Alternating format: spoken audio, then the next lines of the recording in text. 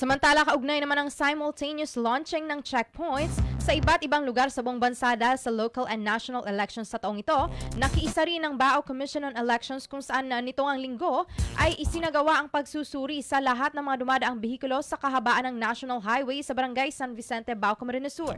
Sa personal na panayam ng 96.7 Rinconada News FM kay Comelec Bao Election Officer Ria Matukad, inihayag nito na sa ngayon ay payapa naman umano ang kanilang patuloy na checkpoint sa naturang munisipalidad katuwangan PNP.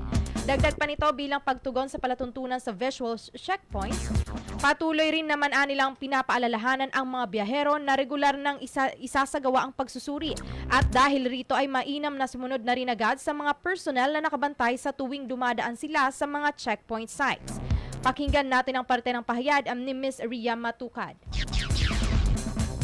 Noong January 12 po, pag-approach po namin dun sa mga vehicles, sinasabihan na po namin na every now and then may gagawin pong Comelec checkpoint ang PNP.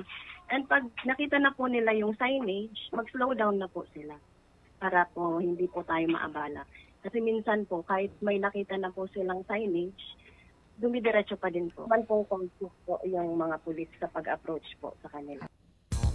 Samantala sa ilang buwan na regular na pagsasagawa ng Comelec checkpoint na magtatagal hanggang June 11, aasahan ang mga pagsusuri sa mga behikulo sa ilang lugar sa Bao, Camarines Sur tulad na lang sa bahagi ng Barangay Santa Teresita at Barangay La Medalla.